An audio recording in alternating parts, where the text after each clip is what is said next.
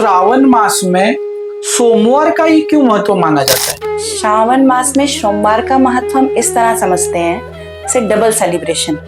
एक तो श्रावण का पूरा महीना ही हमारे शंकर जी को संबंधित होता है, उनकी विशेष पूजाएं होती हैं।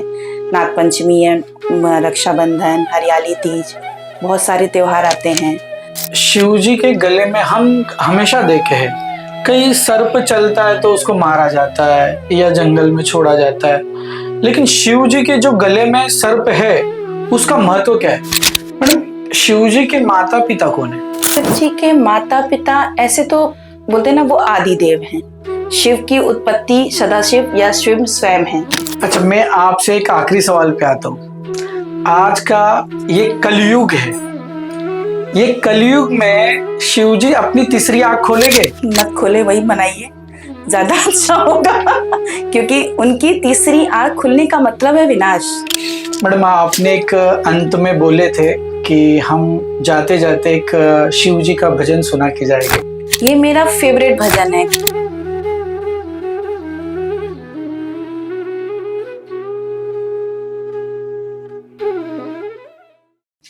नमस्कार। नमस्कार जी। मैडम, कैसे हो आप? बढ़िया। आप कहाँ पर रहते हो मैम? मैं दिल्ली में रहती हूँ, नोएडा में। अच्छा, आपके साथ कौन कौन है? मेरे पतिदेव हैं, मेरा एक बेटा है। अच्छा, आप क्या करते हैं? आपका बिजनेस है कि क्या है? नहीं, जॉब है हमारे हस्बैंड की। अच्छा, आप क्या करते हो? मैं गृहिणी हूँ। अच्छा, आप काफी शिव भक्त लगते हो। सभी हैं, जितनी अपने से हो पाती है उतनी पूजा करती हूँ प्रभु की। अच्छा मैडम, आज हम जानना चाह रहे हैं आपसे कि श्रावण मास का महत्व क्या है? श्रावण मास जैसे हमारे हिंदू कैलेंडर के हिसाब से 5वां मास पड़ता है और ये चतुर्मास में पहला मास है। तो इसमें शिव जी की बहुत विशेष आराधना पूजा की जाती है। तो श्रावण में शंकर जी के बारे में हम जानते हैं, उनकी पूजा करते हैं। श्रावण का महत्व इसीलिए सबसे ज्यादा है क्योंकि इसमें मेन हमारे सबसे भोलेनाथ प्रभु जी जो हैं, उनकी पूजा के लिए हमारे सबसे सरल साधन है जल लेके जाइए। पूरी सृष्टि भगवान का जलाभिषेक करती है, बारिश भी खूब होती है। तो श्रावण इसीलिए सबसे ज्यादा इजी पूजा तरीका है, पूरा महीना भगवान के नाम पे दिया जाता है। मैडम, शिव जी देवों में सबसे श्रेष्ठ क्यों माने जाते हैं? शिव जी देवों में श्रेष्ठ इसलिए हैं क्योंकि उन्होंने सारे, जब समुद्र मंथन की घटना हुई तो सारे देवताओं ने अमृतपान किया और हमारे शंकर जी ने सबकी सृष्टि की रक्षा के लिए कालकूट का विष ग्रहण कर दिया। तो जिसने सबके बारे में सोचा वो महान है। अच्छा मैडम, श्रावण मास में सोमवार का ही क्यों महत्व माना जाता है? श्रावण मास में सोमवार का महत्व हम इस तरह समझते हैं, जैसे डबल सेलिब्रेशन। एक तो श्रावण का पूरा महीना ही हमारे शंकर जी को संबंधित होता है, उनकी विशेष पूजाएं होती हैं। नागपंचमी है, रक्षाबंधन, हरियाली तीज, बहुत सारे त्योहार आते हैं। और सोमवार खुद भी जो है वो शंकर जी पे माना जाता है। सोम की पूजा, सोम जो है वो चंद्रमा शंकर जी के मस्तक पे रहता है, तो इस वजह से सोमवार चंद्रमा से रिलेटेड है और चंद्रमा खुद शंकर जी से ही रिलेटेड है। तो इसलिए हम उसमें सावन के सोमवार का विशेष महत्व है। इस दिन स्त्रियां व्रत भी करती हैं, बहुत लोग अभिषेक वगैरह भी कराते हैं। अभिषेक तो खैर हम बोलते हैं ना, पूरे श्रावण मास ही हम जितना अभिषेक पूजा ये सब करें वो बहुत अच्छा होता है।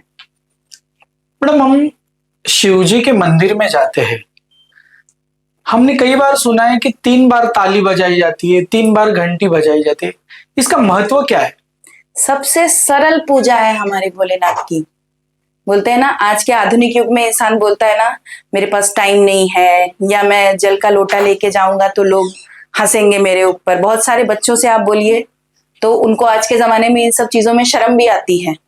तो आप कुछ नहीं कर पा रहे हो, इससे सरल कोई पूजा ही नहीं है प्रभु की। आप उनके मंदिर में गए, आपने 3 बार ताली बजाई। पहली ताली में आपने शंकर जी को अपनी उपस्थिति दर्ज कराई। दूसरी ताली में आप उनसे मांग रहे हो, हे प्रभु मेरा घर, स्वास्थ्य, सब समृद्धि बनाए रखना, धन के भंडार बने रखो, जितनी आप, जो भी आपकी मनोकामना है आप उनसे मांग रहे हो। और तीसरी ताली में, भगवान हमारे अपराधों के लिए हमें क्षमा करो, क्योंकि हमारे बस का कुछ नहीं है। हम आपके पास आ रहे हैं, आप बुला रहे हो तो हम आ रहे हैं, ये भी आपकी कृपा है कि आप हमें बुला रहे हो। अच्छा मैडम, शिव जी के गले में हम हमेशा देखे हैं, कहीं सर्प चलता है तो उसको मारा जाता है या जंगल में छोड़ा जाता है। लेकिन शिव जी के जो गले में सर्प है, उसका महत्व क्या है? शिव जी के गले में जो सर्प है, सबसे पहले तो उसका नाम हम आपको बताते हैं। उसका नाम है वासुकी नाग। और वो एक तरह से जैसे बोलते हैं ना आप, नियंत्रण। हमने अपने डर पे नियंत्रण पा लिया है। या अगर आप कोई भी इंसान भी अगर सांप उठाएगा तो आप बोलते हो ना, बहुत भाई बहुत पावरफुल इंसान है। तो एक तरह से नियंत्रण और शक्ति दोनों का प्रतीक है कि भगवान शिव ने काल पे भी नियंत्रण पा लिया है। भगवान शिव ने हर शक्ति, इतनी सामर्थ्य उनके अंदर है कि उन्हें किसी भी चीज से डर नहीं लगता है। यही है महत्व हमारे नाग देवता का, जो प्रभु जी के, उनके भी महत्व है। आप ऐसे डरोगे, वैसे नहीं डरोगे। वहां जाके आप शंकर जी के नाग में जो गले में जो नाग है, आप उसकी भी पूजा करोगे और बड़ी श्रद्धा से करोगे। मैडम, श्रावण मास में कावड़ यात्रा का महत्व क्या है? कांवड़ यात्रा में हम ये देखते हैं कि लोग पवित्र नदियों से जल लेते हैं। जो पास के शिवलिंग होते हैं या जो ज्योतिर्लिंग है, लोग वहां पे जाते हैं, वो जल चढ़ाते हैं। मतलब मेन यही होता है इसमें कि आप पवित्र नदियों का, क्योंकि जल जल सबसे ज्यादा प्रिय है हमारे शिव जी को। क्यों? क्योंकि उन्होंने अपने गले में विष धारण कर रखा है। और किसी को शीतलता प्रदान करने का सबसे सरल साधन क्या है? आपको अगर गर्मी लग रही है तो आपको क्या बोला जाएगा? भैया एक गिलास पानी पी लो। तो हम अपने शिव जी को, अपना जो डिवोटी होते हैं, वो इस तरह से ले जाके भगवान को जल अर्पण करते हैं। सावन में विशेष रूप से कांवड़ का बहुत ज्यादा महत्व होता है। आप चाहे हरिद्वार चले जाओ, चाहे बैद्यनाथ धाम चले जाओ, जो भी पास के पवित्र नदियां, जो भी जिसका संकल्प होता है, जिस भक्त का, जिस दर्शनाभिलाषी का, वो अपने हिसाब से उसको पूरा करता है। दोनों हाथों में जल लेके भगवान की भक्ति करो। मैडम, जो कावड़ यात्रा होती है, जो शिव जी का लिंग जो होता है, उसके ऊपर ही दूध हो या बेलपत्र क्यों चढ़ाया जाता है? दूध हम इसलिए चढ़ाते हैं, वैसे अलग अलग चीजों का अलग अलग महत्व है। दूध चढ़ाने से हमें संतान सुख मिलता है, या सारे मोक्ष की सब तरह की अभिलाषाएं पूरी होती हैं। आप गंगा जल से जैसे अभिषेक कराते हो तो वो मोक्ष की प्राप्ति कराता है। आप गन्ने के रस से प्रभु का अभिषेक करते हो तो वो धन और ऐश्वर्य की वृद्धि के लिए होता है। आप बेलपत्र इसलिए चढ़ाते हो कि बेलपत्र में आप सामान्य तौर पे, ऐसे तो 5 पत्ती, 4 पत्ती और इस तरह से 51 पत्ती तक के बेलपत्र होते हैं। मुझे खुद भगवान की कृपा से 21 पत्ती, 19 पत्ती का बेलपत्र मिला था। तो इसमें 3 पत्तियां जो होती हैं वो ब्रह्मा, विष्णु, महेश और हमारे तीनों गुण, सत्य, रज, तम, इसका प्रतिनिधित्व करती हैं। कि हम, एक तो भगवान जी ये बोलते हैं ना, मेरा ही रूप मुझे ही अर्पित कर रहे हो। और दूसरे स्वरूप में हम अपने गुण, मतलब सत्य, रज, तम, तीनों गुण है प्रभु, मेरे अंदर जो कुछ है मैं इस बेलपत्र की छोटी सी पूजा के माध्यम से आपको अर्पित कर रहा हूँ। और बहुत जगह ये भी वर्णन है कि बेलपत्र जो होता है वो माता जी का रूप है। तो आप जब उसको शिवलिंग पे अर्पित करते हो तो वो आपको कन्यादान के बराबर फल प्रदान करता है कि आपने एक कन्यादान किया। मैडम, श्रावण मास में देखो ऐसा है कि इस धरती पे वो मतलब काफी सारे देव देवता है, लेकिन श्रावण मास ही सिर्फ शिव जी का ही क्यों माना जाता है? शिव जी का ऐसा नहीं है। आप भादों में आप कान्हा जी की भी पूजा करते हैं। भादो गणेश चतुर्थी भी आती है। उसके बाद आप आ जाइए तो हम दुर्गा जी की पूजा करते हैं अगले महीने में। और श्रावण मास चतुर्मास में पहला महीना होता है। और इसी समय विष्णु जी के, जैसे हरिशयनी एकादशी पे हमारे प्रभु जी सो जाते हैं और सृष्टि का पूरा कार्यभार हमारे शंकर जी को दे देते हैं। तो उसलिए पहला महीना, और बोलते हैं ना आपके पास पावर आई, ऐसे तो हमारे शंकर जी हमेशा समाधि में रहते हैं, दुनियादारी से मतलब नहीं, सारा सा कार्यभार प्रभु जी संभालते हैं, हमारे विष्णु भगवान जी। लेकिन इस समय वो पूरे उसमें आते हैं। तो भगवान जी का पहला महीना है तो हम कोशिश करते हैं कि अपने प्रभु को किस तरह से रिझाएं, जल से, बेलपत्र से, जो भी हमारे पास है। हम कुछ नहीं कर पा रहे तो माँ मंदिर में पहुंच के 3 बार ताली बजा के उनका दर्शन करें। प्रभु से अपना तरीका है। अच्छा, श्रावण मास हो या ऐसे कोई भी महीने में कभी भी ओम नमः शिवाय का महत्व क्या है? ओम नमः शिवाय शिव जी का मूल मंत्र है एक तरह से। आप ओम बोलते हैं ना, ओमकार, प्रणव अक्षर ओम, वो तो अपने आप में ही पूरा बोलते हैं ना, पूरी सृष्टि को रिप्रेजेंट कर रहा है। ओंकार शब्द प्रणवाक्षर हो गया। उसके बाद नमः शिवाय, नमः शिवाय में हम शिव जी का मतलब नमन कर रहे हैं। इस तरह से हम ओम नमः शिवाय मतलब शिव जी की ही पूरी तरह से वंदना, पूरा ही मंत्र जाप आप उसका करिए। और सबसे छोटा मंत्र है। अच्छा, श्रावण मास में ही उपवास करना सही है? नहीं, उपवास तो आप कभी भी कर सकते हो, जब आपका मन करे। बहुत सारी पूजा हैं, बहुत सारे हमारे हिंदू धर्म में तो हर महीने त्योहार है, हर महीने भगवान का विशेष, जितनी आपकी श्रद्धा, जितनी आपकी भक्ति, आप उस हिसाब से प्रभु को अपने रिझाइए। अच्छा, विश्व में सबसे पसंदीदा आपका शिव मंदिर कौन सा है?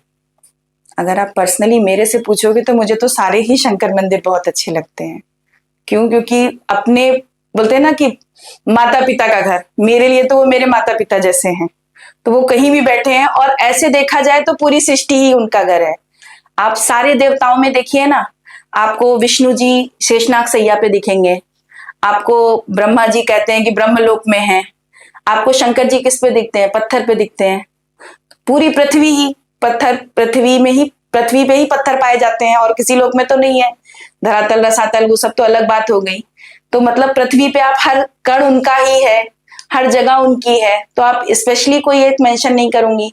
और ऐसे आ रहे हैं, अगर महात्मा की बात है तो आप काशी ले लो, आप मल्लिका अर्जुन ले लो, आप केदारनाथ ले लो। हर मंदिर भगवान के अपने आप में ही सर्वोच्च हैं।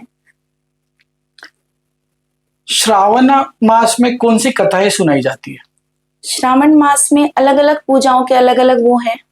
सोमवार की अलग व्रत कथा है, मंगला गौरी व्रत की अलग कथा है, नागपंचमी अलग वो है। और इसमें आप जाते हो तो इधर आता है हरियाली तीज आता है, श्रावण महात्म की अलग कथाएं हैं। जिस तरह से जो जो व्रत एंड पूजा आते हैं, उनकी अपनी अपनी अलग विशेष कथा और पूजा है। मैडम, श्रावण मास में कौन से त्योहार आते हैं? श्रावण मास में नागपंचमी और हरियाली तीज, रक्षाबंधन, सावन के सोमवार, मंगला गौरी व्रत, ये सब विशेष पूजा और अवसर है जिसमें हम श्रावण मास में शंकर जी की पूजा करते हैं। हरियाली तीज पे महिलाएं खूब श्रृंगार करती हैं, बहुत महिलाएं व्रत भी रखती हैं।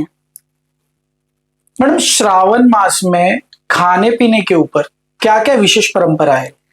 खाने पीने के ऊपर आप जैसे देख रहे हो, तो आप इसको दो दृष्टि से देखो।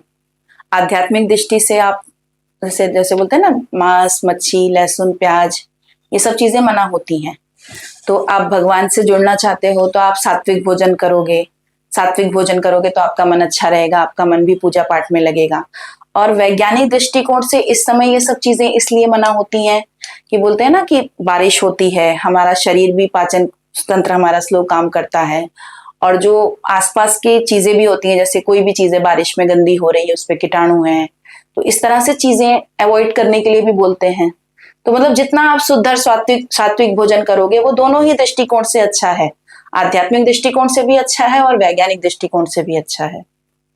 मैडम, शिव जी के मस्तक पर चंद्रमा का महत्व क्या है?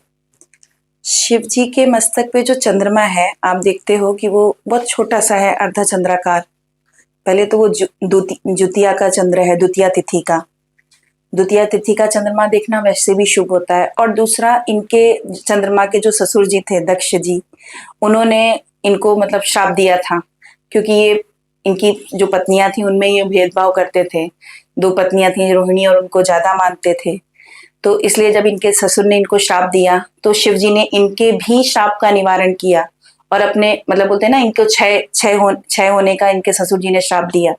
तो भगवान जी ने उस 6 चंद्रमा को ही अपने मस्तक पे धारण करके उसका भी मान बढ़ा दिया। तो शिव जी से जो भी जुड़ता है उसका मान बढ़ जाता है। भगवान ने उनके कष्ट भी काटे। सोमनाथ जो आप ज्योतिर्लिंग है, वो इसीलिए सबसे पहले उसकी स्थापना चंद्रदेव ने ही की थी। वहां पे शिव जी की पूजा, तपस्या बहुत दिनों तक भगवान, मतलब जब इनको श्राप मिला तो इससे मुक्ति पाने के लिए उन्होंने वहां पे मिट्टी का शिवलिंग बना के उसकी स्थापना की। जब भगवान प्रसन्न हुए तो चंद्रदेव ने भी प्रार्थना की कि जैसे आपने मेरा रोग खत्म किया, ऐसे ही सबका रोग खत्म, सबको सुख देने के लिए, संसार की भलाई के लिए आप यहीं पर रुकिए, तो वो पहला ज्योतिर्लिंग जो बोलते हैं तो वो भगवान वहां पे हमेशा के लिए विराजमान हो गए। सोमनाथ इसीलिए बोला जाता है कि शंकर जी ने भी उन्हें अपने, मतलब चंद्रदेव ने उन्हें अपने नाथों में गणना की कि भगवान की कृपा से मेरी जान बच गई। अच्छा, शिवलिंग पर तुलसी क्यों नहीं चढ़ाई जाती है? शिवलिंग पे तुलसी न चढ़ाने का रीजन ये है, इसमें एक अवतार की कथा आती है, जलंधर। जलंधर जो कि खुद बोलते हैं कि शंकर जी का ही बेटा था। अब आप समझिए कि शंकर जी का वो जब तीसरा नेत्र बोलते हैं ना, कथा आती है कि उसमें उनका कुछ क्रोध आया उनको किसी बात पे, तो उनके नेत्र, उन्हीं से उत्पत्ति हुई जलंधर की। जलंधर फिर जब यहाँ पे आया तो उसकी पत्नी थी वृंदा। वृंदा ही तुलसी का ही रूप है वृंदा। तो उनके पातिव्रत धर्म इतना ज्यादा था वृंदा का कि जलंधर क्योंकि असुर था, क्योंकि वो उनके क्रोधाग्नि से जन्मा था प्रभु की। बोलते हैं ना एक सत्व, जो अभी हम लोगों ने डिस्कशन किया था, सत रज तम। तो कोई भी चीज सत्य है तो वो और भगवान के बच्चे हैं वो उनके सत्व गुण से उत्पन्न हुए। ये जो था वो उनकी क्रोधाग्नि से जन्मा, इसलिए असुर बन गया। तो अब असुर तो बोलते हैं ना कि जो चीज नुकसानदायक है वो तो हर हालत में चाहे कितना भी अपना हो आपको भी छोड़ना पड़ेगा। फिर भगवान ने उसको त्याग किया, वो पृथ्वी पे आया, फिर वो धीरे धीरे असुरों में शामिल हो गया। तो उसकी जो पत्नी थी वृंदा, उनके पातिव्रत धर्म के कारण कोई भी उसको मार भी नहीं पा रहा था जलंधर को। तो भगवान ने क्या किया, विष्णु जी ने मतलब वृंदा का शील भंग किया, उनका पातिव्रत धर्म भंग किया। उसके बाद जलंधर को शंकर जी ने समाप्त किया। तो उसमें भाई वृंदा तो अपने आप में ही माता रानी का रूप है, तुलसा जी खुद ही माता रानी है, वृंदा लक्ष्मी का रूप है। तो तुलसी जी ने श्राप दिया कि तुमने मेरा पातिव्रत धर्म किया जिसकी वजह से मेरा पति मरा। तो इनको श्राप मिला कि आप पाषाण बनोगे। जो हम शालिग्राम का पूजन करते हैं वो भी तुलसी श्राप की वजह से ही विष्णु जी शालिग्राम के रूप में आए। और इनको श्राप दिया कि आपके ऊपर तुलसी पत्र कभी नहीं चढ़ाया जाएगा, क्योंकि डायरेक्ट तो शंकर जी ने ही मारा था ना उनको, क्योंकि विष्णु जी तो मार नहीं सकते थे क्योंकि वो शंकर जी का अंश था, जलंधर उनका ही पुत्र था। तो विष्णु जी तो उन्हें मार नहीं सकते तो शंकर जी ने मारा। तो डायरेक्ट जब बोलते ना क्रोध उनके ऊपर डायरेक्ट था, तो उनको बोली कि नहीं आपके ऊपर तो मैं, बोलते ना तुलसी के बिना तो कोई पूजा पूरी नहीं होती। लेकिन फिर भी तुलसी जी ने बोला कि नहीं आपके ऊपर मेरे कभी नहीं चढ़ाया जाएगा। हाँ, विशेष अवसर जैसे अभी आप जब चतुर्मास खत्म होगा, आएगा बैकुंठ चतुर्दशी। बैकुंठ चतुर्दशी पे मिलन होता है, हमारे महाकाल में इसका बहुत बड़ा उत्सव होता है। वहां पे उस दिन बोलते हैं ना, जैसे अभी आपने हरिशैनी एकादशी में विष्णु जी ने सारा कार्यभार शंकर जी को दे दिया, ऐसे ही हरि देवठानी एकादशी होगी। उसके बाद बैकुंठ चतुर्दशी का त्योहार आता है, उसको हरिहर मिलन बोलते हैं महाकाल में। उस दिन तुलसी चढ़ती है, उस दिन शंकर जी पे तुलसी चढ़ेगी और विष्णु जी पे बेलपत्र चढ़ेगी। जो दोनों बोलते हैं ना, दोनों लोग मिले और दोनों लोगों ने अपनी प्रिय वस्तु एक दूसरे से एक्सचेंज करी। उस दिन उस तुलसी को चढ़ाने का बहुत महत्व है। अच्छा, शिवलिंग पर चंदन का लेप क्यों लगाया जाता है? जैसे जल का महत्व है शीतलता प्रदान करने का लिए, वही रीजन आ रहा है यहाँ पर भी। चंदन भी शीतल होता है, आप मस्तक पे भी धारण करो तो आपको शीतलता का अनुभव होता है। तो भगवान को सुख देना, भगवान का जो उन्होंने कंठ में कालकूट विष लिया हुआ है, जितना हम उन पे चंदन लेप करेंगे उतनी उनको शीतलता मिलेगी। उन्होंने हमारे लिए वो किया, तो हमारा भी फर्ज बनता है कि हम उनके लिए अपने भाव रूप में जल, चंदन, बेलपत्र, धतूरा भी इसीलिए डालते हैं, चढ़ाते हैं। आंकड़े का वृक्ष का भी यही महत्व है कि ये सब चीजें उनके ताप को कम करती हैं। जितना हम उनके भगवान के, बोलते हैं ना कि हम भगवान को किसी को मनाना है या रिझाना है तो उसको क्या, जो उसको चाहिए आप उसे वो दोगे ना। तो उनका सबसे बड़ा कष्ट तो यही है कि उन्होंने अपने गले में कालकूट विष धारण किया हुआ है। तो इसीलिए जो उनकी पूजा में महत्व भी इन्हीं चीजों का सबसे ज्यादा है। आप जल चढ़ाइए, आप धतूरा चढ़ाइए, आप भांग चढ़ाइए, आप दूध चढ़ाइए, आप चंदन लेप लगाइए, ये सब चीजें उन्हें शीतलता प्रदान करती हैं। अच्छा, श्रावण में आप कौन कौन से नियम लोगों को फॉलो करने चाहिए? श्रावण में आप जैसे अब वो आहार शुद्धि के नियम हैं, बहुत सारे व्रत आते हैं। आप सुबह ब्रह्म मुहूर्त में उठ के पूजा कर पा रहे हो तो अच्छी बात है, नहीं तो कोशिश तो करिए कि शंकर जी के पास तो जरूर ही जाइए। आज की व्यस्त कार्य शैली में बहुत ज्यादा नियम किसी के लिए फॉलो करना बड़ी बात नहीं है, लेकिन एक होता है ना कि हमें जिसने बनाया हम उसके लिए थोड़ा समय दे। तो एक बार शंकर जी के मंदिर भी जा रहे हो तो आपके सारे नियम पूरे हैं। सबसे सरल पूजा। अच्छा, श्रावण मास में जल अभिषेक क्यों चढ़ाया जाता है? जलाभिषेक हम इसलिए करते हैं, श्रावण मास में क्या आप तो कभी भी जलाभिषेक कर सकते हो। शंकर जी को तो हमारे जल बहुत प्रिय है। बोलते हैं, बहुत प्रसिद्ध गाना भी है कि इतना प्रसिद्ध है कि वो गंगा जी को अपने सर पे उठा के घूमते हैं, उन्हें जल इतना प्यारा है। तो आप जलाभिषेक का महत्व तो हमेशा ही है। हाँ, श्रावण में ये बोलते हैं बारिश होती है और सब पूरी सृष्टि भगवान का जलाभिषेक करती है, इसीलिए बोला जाता है कि जल आप जितना भगवान को चढ़ाइए, जल से उन्हें शीतलता मिलती है, क्योंकि उन्होंने कालकूट विष धारण किया हुआ है अपने गले में, इसलिए जलाभिषेक का बहुत महत्व है। क्या वैज्ञानिक दृष्टिकोण से श्रावण मास का कोई विशेष अर्थ है? वैज्ञानिक दृष्टिकोण से मैंने अभी आपको आहार शुद्धि में भी बताया कि इस टाइम पे हम जो है सात्विक भोजन लें, क्योंकि विज्ञान की दृष्टि से इस समय हमारा पाचन तंत्र स्लो चलता है, इसलिए हम लोग बोलते हैं ना कि मांस और ये सब चीजें का सेवन कम करें, जितना हम अपने शरीर को स्वस्थ रखना चाहते हैं, क्योंकि डाइजेशन प्रोसेस स्लो है। तो आप जितना लाइट चीजें खाओगे आपकी बॉडी के लिए अच्छा रहेगा। आप स्वास्थ्य की दृष्टि से भी इसको देखो तो अच्छा रहेगा। और आप पूजा पाठ करते हो तो आध्यात्मिक दृष्टि से भी ये आपका शरीर में सत्व रज तम, अगर जितने आप तामसिक भोजन करोगे तो आप तामसिक प्रवृत्ति में जाओगे, सात्विक भोजन करोगे तो सत्व गुण बढ़ेगा, तो आपका पूजा पाठ में भी मन लगेगा। ठीक। श्रावण मास में विवाह शुभ कार्य क्यों नहीं किया जाता? इसलिए नहीं करते हैं क्योंकि मैंने आपको पहले बताया कि हरिशयनी एकादशी के दिन विष्णु जी 4 मास के विश्राम के लिए जाते हैं। तो प्रभु का मतलब बोलते हैं ना 3 महाशक्तियों में से एक प्रभु मतलब शक्ति विश्राम अवस्था में है, इसलिए विवाह आदि शुभ कार्य नहीं किए जाते हैं। क्या पौराणिक कथाओं में से श्रावण मास से जुड़े कोई कहानी है? ऐसा कुछ स्पेशल तो नहीं बोलेंगे, जैसे हरियाली तीज का बोलते हैं, इस महीने में ही भगवान ने अपना पहला जो बोलते हैं ना कि जो मैंने आपको ब्रह्मा और विष्णु जी की कथा है काती है, तो उस समय जो पहला शिवलिंग बोलते हैं कि इस समय प्रकट हुआ श्रावण मास में। फिर हरियाली तीज भी शंकर पार्वती जी ने बहुत तपस्या करी, तो पार्वती जी को भगवान जी इसी महीने में प्रसन्न होकर उन्होंने दर्शन दिया और विवाह के लिए अपनी मंजूरी दी। तो इस वजह से श्रावण मास की महत्वता बढ़ जाती है। भगवान शिव जी के 5 मुख होते हैं क्या? हाँ, पशुपतिनाथ इसी का प्रतिनिधित्व है। भगवान के 5 मुख जो होते हैं वो 5 तत्वों का भी प्रतिनिधित्व करते हैं। जैसे भगवान वर्ड ही जो आप लेते हो, भा भूमि, गगन, गा जो होता है वो गगन, और वायु, आकाश, ना नीर, ये 5 का ही प्रतिनिधित्व करता है भगवान शब्द स्वयं में। और इनके जो 5 मुख ईशान, तत्पुरुष, वामदेव, सद्योजात, अघोर, ये इनके 5 मुखों के नाम हैं। तो ये 5 मुख 5 तत्व के प्रतिनिधित्व करते हैं। शंकर जी स्वयं उसका रूप है। अच्छा, शिव जी के पुत्र और पुत्री कितने हैं? शिव जी के पुत्र आप देखोगे तो 2 बोले जाते हैं। शंकर का आप सबको ही पता है, आप महाराष्ट्र में हो, गणपति बप्पा हमारे शंकर जी के, और कार्तिकेय जी हैं, उनका रूप है, पुत्र हैं।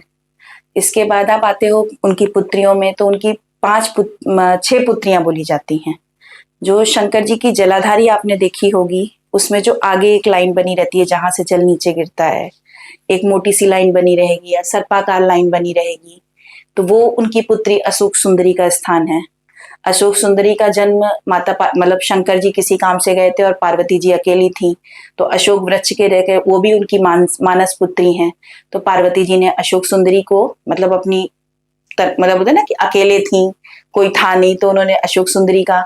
इसी तरह से जो आप शिवलिंग देखते हो और ऊपर जो जलाधारी जो तांबे का कलश रहता है, उसमें बोलते हैं उनकी 5 बेटियां, जया, विषहरा, शामरी वाली, दोतली, देव, उनकी 5 बेटियों का वास है। उनकी 5 बेटियां भी जैसे बोलते हैं ना हम जाते हैं जलाभिषेक करने श्रावण में, आपने कहा अभी, वैसे ही उनकी 5 बेटियां तो निरंतर उनको उस कलश के माध्यम से उसमें निवास करके उनका जलाभिषेक करके अपने मतलब बोलते हैं ना भगवान के जो गले में जो विष है उसकी शांति जल के द्वारा माध्यम से करती रहती हैं। मैडम, शिव जी के माता पिता कौन है? शिव जी के माता पिता ऐसे तो बोलते हैं ना वो आदि देव हैं। शिव की उत्पत्ति सदाशिव या शिव स्वयं है, शिव के माता पिता नहीं है। आप ब्रह्म बोल सकते हो, बोलते हैं ना कोई एक आदि शक्ति है। शिव जी के माता पिता का कोई वर्णन कहीं पर नहीं है, वो आदि मध्य और अंत से रहित देवता है।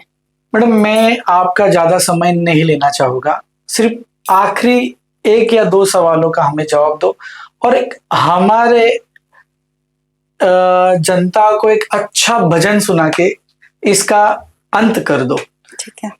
मैडम, शिव जी का त्रिशूल जो होता है उसका महत्व क्या है? त्रिशूल, पहले तो आप ये देखिए कि ये अस्त्र सिर्फ 2 ही लोगों के पास है, एक हमारी माता रानी के पास आदि शक्ति और एक शंकर जी के पास। इसमें 3 होती हैं, शूल होते हैं, सत रज तम तीनों गुण को तो वो करते हैं, तीनों शक्तियां भगवान शिव के। आप कोई भी चीजें देखो, आप तीन बिंदुएं आप उनको त्रिपुंड बनाते हो, वो 3 नेत्रधारी हैं। आप उनकी आरती भी पढ़ो, एकानन चतुरानन पंचानन हंसासन गरुणासन वृषवाहन, मतलब वो तीनों देवताओं का अपने आप में एक संपूर्ण वो करते हैं। इसलिए उनका मतलब बोलते हैं ना हर चीजों में आप 3 जरूर देखोगे, त्रिशूल, त्रिपुंड, त्रिनेत्रधारी। शिव जी की आदि परिक्रमा क्यों की जाती है? शिव जी की आधी परिक्रमा इसलिए होती है, एक समय था पूरी परिक्रमा होती थी। हमारे गणपति बप्पा महाराष्ट्र में बैठ के हम लोग कर रहे हैं, उनको प्रथम पूज्य देव क्यों बनाया गया? देवताओं में परीक्षा हुई कि कौन पहला पूज्य देवता बनेगा, तो भगवान जी ने कहा कि जो भी सृष्टि की परिक्रमा करके आएगा तो उसको प्रथम पूज्य बना दिया जाएगा। अब सारे देवता वगैरह तो इंद्र जी ऐरावत हाथी पे चल दिए, कार्तिकेय जी मयूर लेके चल दिए। अब गणेश जी ने सोचा मैं तो खुद, आपने उनका शरीर भी देखा ही है गणेश भगवान हमारे, और उनका वाहन भी छोटा सा बेचारा चूहा। तो उन्होंने सोचा कि मेरे बस की तो नहीं है कि मैं ये परिक्रमा करके आऊं, तो उन्होंने अपनी बुद्धि का प्रयोग। इस जगह पे ये भी संकेत आता है कि बोलते हैं ना कि आप निरर्थक श्रम कर रहे हो कि बुद्धि के साथ श्रम कर रहे हो। तो उन्होंने बोला कि एक बच्चे के लिए उनकी पूरी दुनिया उनके मतलब बच्चे के लिए माँ बाप ही होते हैं। तो गणेश जी ने पूरी दुनिया घूमने की बजाय या पूरी सृष्टि की 3 परिक्रमा पूरी करने की बजाय इन्होंने शंकर और माँ पार्वती को एक सिंहासन पे बैठाया और उसकी 3 परिक्रमा पूरी की। तो भाई इन्होंने जवाब भी दिया, सारे देवता संतुष्ट भी हुए। भाई बुद्धि के साथ साथ आपने बोलते ना प्रयास भी किया और अपनी बुद्धि भी लगाई। लेकिन जब वापस कार्तिकेय जी आए तो कार्तिकेय जी थोड़ा रुष्ट हो गए कि भाई हमको तो भाई एक्चुअल वर्क तो वो लोगों ने किया, ये तो यहाँ पे बोलते हैं ना बुद्धि का भी हुआ और तर्क का भी हुआ और श्रम का भी हुआ, लेकिन एक्चुअल मेहनत में तो कार्तिकेय जी जीते। तो उस दिन से पार्वती जी को भी थोड़ा रोष हुआ कि भाई मेरे उनके बोले माँ बाप के लिए तो दोनों बच्चे समान होते हैं। तो उस दिन से उन्होंने, पार्वती जी ने बोला कि नहीं भाई, आज के बाद तुम्हारी आधी परिक्रमा होगी, तुम पूरी परिक्रमा करने वाले को कुछ भी दे दोगे, तुम इतने भोलेनाथ हो कि तुम्हारी आज से हम आधी परिक्रमा ही करवाएंगे, वरना आगे तो अभी चलो चीजें समझने की है या कुछ भी है, लेकिन बाद में अगर इस तरह से होता रहा तो तुम तो कुछ भी, वैसे भी बोलते हैं ना भस्मासुर की आप कथा उठा लीजिए या किसी की भी कथा उठा लीजिए, हमारे भोलेनाथ तो देने में बहुत आगे रहते हैं। तो वो पार्वती जी ने ही बैन कर दिया कि अब आप आधी ही परिक्रमा होगी आपकी, पूरी परिक्रमा पे तो आप रीच के पता नहीं क्या उठा के दे दोगे। अच्छा, मैं आपसे एक आखिरी सवाल पे आता हूँ। आज का ये कलयुग है, ये कलयुग में शिव जी अपनी तीसरी आंख खोलेंगे? मत खोले, वही बनाइए, ज्यादा अच्छा होगा क्योंकि उनकी तीसरी आंख खुलने का मतलब है विनाश। पूरी शक्ति, पूरी ऊर्जा उनके तीसरे नेत्र में निवास करती है। बोलते हैं ना, आप ऐसे भी देखोगे ना, आदि शक्ति का जो भगवान के पास अपना रूप है ना, वो उनका तीसरा नेत्र है और तीसरा नेत्र विनाश का ही प्रतीक है। तो वो ना खुले, भगवान जी शांति से सबको आशीर्वाद दें, वो ज्यादा अच्छा है। ऐसी वो मनोकामना ना आप करिए ना हम करें। भगवान का वो तीसरा नेत्र ज्ञान के रूप में उजागर हो हम लोगों में, विनाश के रूप में उजागर ना हो। मैडम, आपने एक अंत में बोले थे कि हम जाते जाते एक शिव जी का भजन सुना के जाएंगे। ये मेरा फेवरेट भजन है, क्योंकि इस एक भजन को जब आप पूरा सुनेंगे, अभी तो हमारे पास इतना समय नहीं है कि हम पूरा भजन सुने। मैं आपको शुरू की 2-4 लाइन सुनाऊंगी। उस 2-4 लाइन में ही आपको शिव जी का पूरा महत्व समझ में आ जाएगा।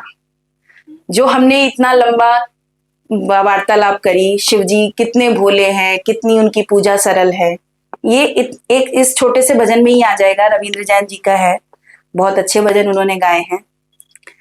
लिखने वाले लिख लिख हारे, लिखने वाले लिख लिख हारे, शिव की अमर कहानी कहानी, रीछे तो सुर असुर ना देखे, ऐसे औघड़ दानी।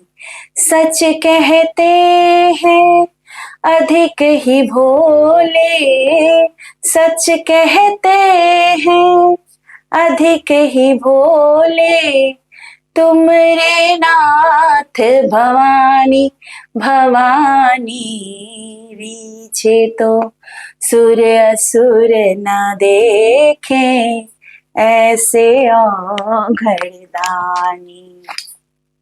आपका बहुत बहुत धन्यवाद, जो आप ये श्रावण मास में सारे लोगों को श्रावण का महत्व समझाने के लिए। आपका शुक्रिया। बहुत बहुत धन्यवाद आपका भी।